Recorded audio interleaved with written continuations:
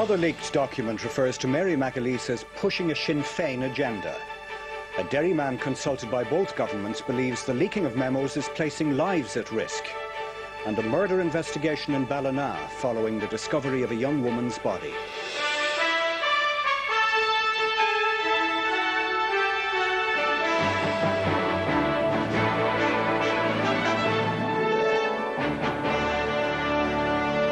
Good evening.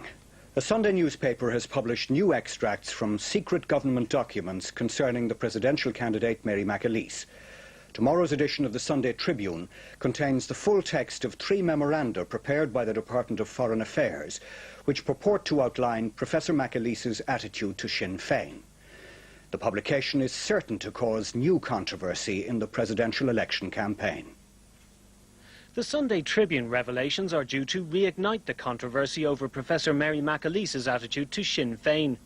After a Department of Foreign Affairs memo was leaked to the Sunday Business Post last week, she was subjected to a barrage of criticism about her attitude, but denied ever voting for the party. The Sunday Tribune claims that the documents they publish were posted anonymously, with a note reading, "Surely the electorate in the south should be told how Mary McAleese is viewed by moderate nationalists in the north." The first 2 memos are records by a Department of Foreign Affairs official of conversations with Professor McAleese. In the first, written in January, she is reported to have predicted that Sinn Féin would gain a lot of ground from the SDLP in the forthcoming Westminster elections, and says that many middle-class nationalists, such as herself, would be able to countenance voting for Sinn Féin for the first time. In the second, from May, Professor McAleese is reported to have been very pleased with Sinn Féin's performance and says that she met Gerry Adams and Martin McGuinness on a flight from London and they were in great form and had enjoyed their visit to Westminster.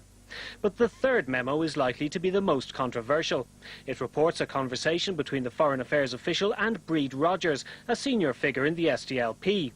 She reportedly complained that Professor McAleese, along with some others, was trying to build a new nationalist consensus which owes more to Sinn Féin than the SDLP, that they were in regular touch with the Sinn Féin leadership, and that they are in reality pushing the Sinn Féin agenda. On the face of it, the publication of these documents could damage Professor McAleese's presidential bid. But the question is whether her views became distorted in documents that were never intended for publication. And much will depend on whether the SDLP's Bríd Rogers stands over the remarks which are attributed to her. An accountant from Derry, whose analysis of the situation in the north has been sought by the government for over a decade, has said the leaking of memos such as that concerning Mary McAleese is placing people's lives at risk. Gerry Murray, who has been consulted by both the British and Irish governments, said views put forward by people like himself were supposed to be confidential, not spread all over the papers. He believes government policy on the north has been gravely damaged, and it will now find it far more difficult to assemble a genuine, on-the-ground analysis of events.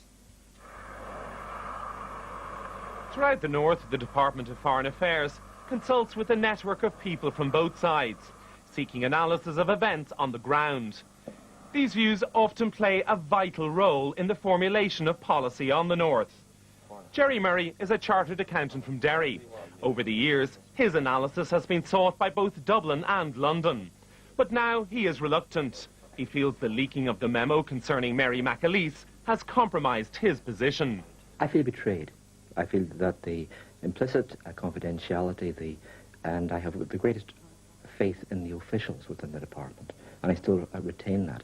But I feel betrayed by possibly the politicians or their advisors who have leaked this information, because I feel that this week it's Mary McAleese. Who's it going to be next week?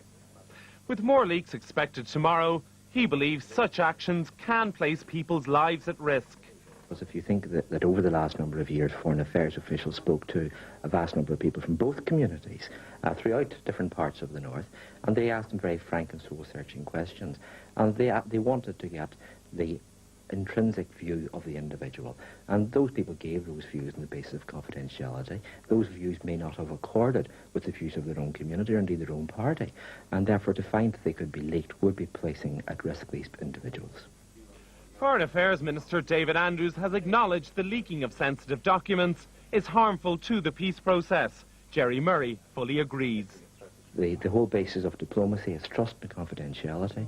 The basis of the department in relation to the north has been that trust at its most paramount level, and I think that the department and Ireland's interests as a whole have been gravely damaged by the leaking of these documents.